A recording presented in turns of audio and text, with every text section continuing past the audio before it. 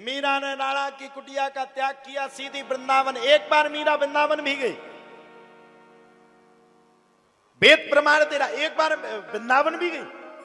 और वृंदावन में जाकर के मीराबाई ने वृंदावन के चैतन्य महाप्रभु के अतरंग लीला के सहचर श्री जीव गोस्वामी जी से भी सत्संग किया। अब सुनिए, वो जीव गोस्वामी कौन थे वृंदावन के? जीव गोस्वामी की प्रतिज्ञा थी कि जब तक जीऊंगा तब तक ना तो स्त्री को देखूंगा और ना स्त्री के पास बैठूंगा। एक ही कुटिया में रहते थे, वहां स्त्री नहीं जा सकती थी। मीरा ने जाकर के अपनी बात को पहुंचाया, साधु जी से कहिए मैं उनसे सत्संग करना चाहती हूं। पहुंचाया तो जीव गोस्वामी जी ने मना कर दिया, स्त्रियों को कभी देखते तक नहीं। मीरा ने ज्ञान दिया, और जब ज्ञान की परिभाषा दी तो मीरा के रूप में जीव गोस्वामी को ऐसे लगा कि स्त्री नहीं है, ये तो स्वयं राधा रानी का अवतार लेकर के मेरे दरवाजे पर आ गई है।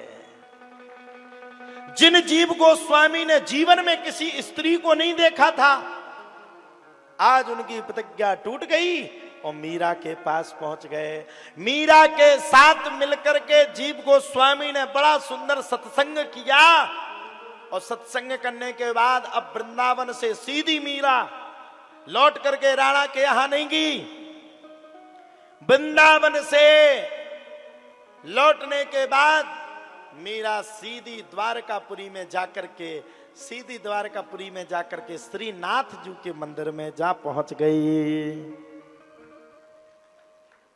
अच्छा, जब मीरा नाथ जी के मंदिर में पहुंची, द्वारकापुरी पहुंच गई, बस अब तो मीरा पूरे दिन राधे गोविंदा राधे गोविंदा गोविंदा राधे गोविंदा, हरे कृष्णा कृष्णा कृष्णा हरे हरे, हरे राम राम राम हरे हरे जपना शुरू कर दिया। आप तो महाराज मीरा भगवान की भक्ति में मदमस्त हो गई। राणा को अपने आप में बड़ा दुख हुआ, बड़ा कष्ट हुआ।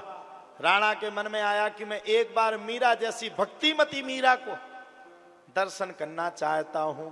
राणा ने ब्राह्मणों से कहा, जाओ ब्राह्मण देवता, जाकर के मीराबाई से कह करके आओ कि तुम्हारे ससुर तुम्हें राणा बुला रहे हैं, और जब तक मीरा ना आए तब तक तुम लौट करके नहीं आना। ब्राह्मण पहुंच गए द्वारकापुरी में। मीरा तो भगवान का खूब भजन कर रही थी, भजन में खूब मदमस्त थी, खूब भगवान का ध्यान कर रही थी, खूब भगवान का गान कर रही थी, खूब भगवान का यश गान कर रही थी। और यश गान करते करते करते करते करते मीरा जी के सामने पंडित जी पहुंच गए। 4-5 ब्राह्मण देवता थे। ब्राह्मण देवता ने, चारों पांचों ब्राह्मण देवता ने जाकर के बड़े प्रेम के साथ मीरा के सामने खड़े होकर के 4-5 ब्राह्मण देवता ने मीरा से प्रार्थना की, चलो देवी लौट करके, तुम्हें राणा ने बुलाया है। मीरा ने मना कर दिया, मैं नहीं जाऊंगी, मैं तो अपने श्रीनाथ जी के दर्शन करने आ गई, अब तो यहां से मैं इनका दर कभी नहीं छोड़ूंगी। ब्राह्मणों ने 2-4 बार समझाया। जब मीरा ने बात नहीं मानी तो ब्राह्मण भी प्रतिज्ञा करके मीरा के यहां ही सामने जाकर के बैठ गए। जब तक मैं अन्न जल को नहीं पाऊंगा, अन्न जल का हम सब ब्राह्मण त्याग करते हैं, जब तक तुम हमारे साथ राणा के दरबार में नहीं जाओगी। अब मीरा को मन में विचार आया, अगर ब्राह्मण सामने मर गए, अगर ब्राह्मणों ने अपने शरीर को छोड़ दिया तो हमें बड़ा भारी पाप लगेगा। मीरा बोली, चिंता मत करो, मैं तुम्हारे साथ जाऊंगी। अब ध्यान से सुनना, ये अंतिम चरण है, ये पूर्ण चरण है मीरा का। पता चल, अच्छा मीरा का ये पूर्ण। अच्छा एक बात बताओ, मीरा ने कभी अपने शरीर को छोड़ा? किसी ने देखा मीरा को? कभी ये सुना कि मीरा ने शरीर को छोड़ा? सुना किसी ने? नहीं सुना। सुनो, ध्यान से सुनना, पर बाद में समझ में नहीं आएगी।